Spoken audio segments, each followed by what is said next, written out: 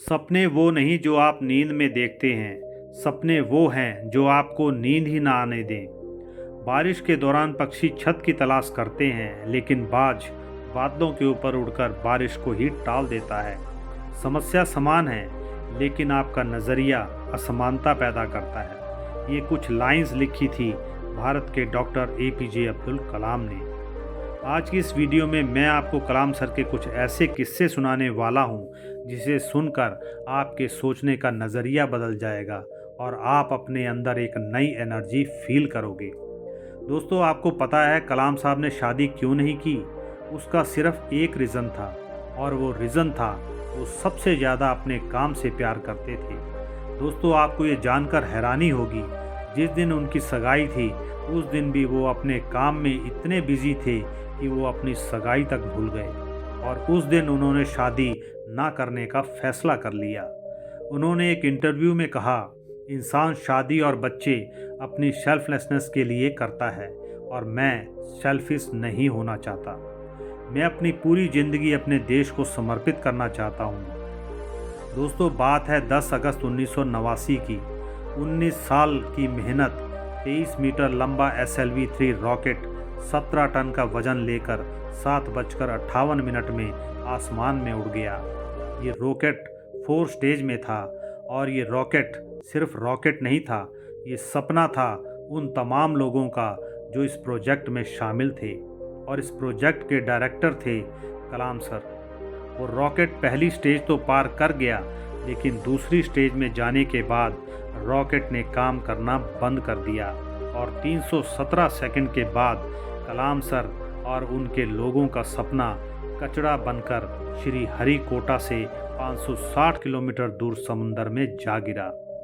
दोस्तों, क्या हालत हुई होगी उस वक्त कलाम साहब और उनके बाकी सारे साथियों की, जब उनकी 19 साल की मेहनत और उनका सपना कुछ ही सेकंड में समुंदर में कचरा बनकर बिखर गया। कलाम साहब कहते थे कि उस वक्त अंदर से मैं इतना टूट गया था कि मैं बिस्तर में जाकर घुस गया, मेरी आंखों से आंसू बहने लगे। लेकिन दोस्तों, कलाम सर हार मारने वालों में से नहीं थे। वो कहते थे, पहाड़ की चोटी से उतरने से पहाड़ चढ़ने का तजुर्बा नहीं मिलता। जिंदगी पहाड़ के चढ़ानों में मिलती है, चोटी पे नहीं।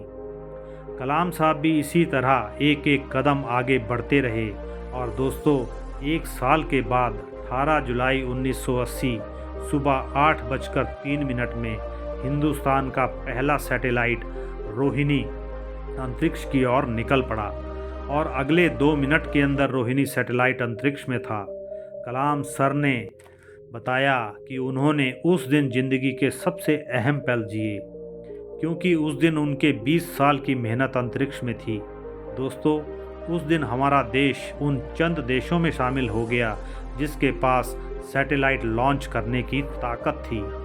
ये सब कुछ हो पाया एक इंसान की मेहनत, उनके नेवर गिव अप एटीट्यूड की वजह से। दोस्तों, जब कलाम साहब को राष्ट्रपति चुना गया तो उनका स्वागत जोरों शोरों से किया गया। राष्ट्रपति भवन को बहुत ही खूबसूरत तरीके से सजाया गया। लेकिन दोस्तों, ये बहुत ही कम लोग जानते हैं कि जब कलाम सर वहाँ पहुँचे तो वो बस 2 सूटकेस लेकर वहाँ पहुँचे। एक सूटकेस में कपड़े और दूसरे सूटकेस में किताबें। इसे कहते हैं किताबों से प्यार। अगर इस वीडियो को कोई स्टूडेंट देख रहा है तो ये बात समझो कि जितना आप किताबों से प्यार करोगे, उतना वो किताबें आपको बड़ा बनाती चली जाएंगी। ये किताबें ही थी जिन्होंने कलाम सर को इतना बड़ा बना दिया। दोस्तों, कलाम साहब ने कुछ ऐसी बातें कही थी जिन्हें अपने जीवन में हमेशा हमेशा के लिए उतार लेना चाहिए। उन्होंने कहा था, कोई भी शख्स कितना भी छोटा हो, उसे हौसला नहीं छोड़ना चाहिए। मुश्किलें ज़िंदगी का हिस्सा हैं और तकलीफ़ें कामयाबी की सच्चाई। खुदा ने ये वादा तो नहीं किया कि आसमान हमेशा नीला रहेगा, ज़िंदगी भर फूलों से भरी राह मिलेगी। खुदा ने वादा तो नहीं किया कि सूरज होगा तो बादल नहीं होंगे, खुशी होगी तो गम नहीं होगा, सुकून होगा तो दर्द नहीं होगा। ये ज़िंदगी की सच्चाई है। अगर हम एक सांस लेंगे तो एक सांस छोड़नी पड़ेगी। अगर कुछ हासिल करना है तो कुछ खोना भी पड़ेगा दोस्तों।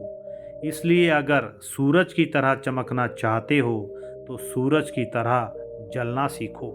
कलाम सर ने तो कर दिखाया, इसलिए आज भी हम कलाम सर के बारे में बात कर रहे हैं। अगर आपके अंदर भी वो आग है कुछ कर दिखाने की, तो कसम खाओ कि आप अपने सपने को पाने के लिए हर हद पार करने के लिए तैयार हो।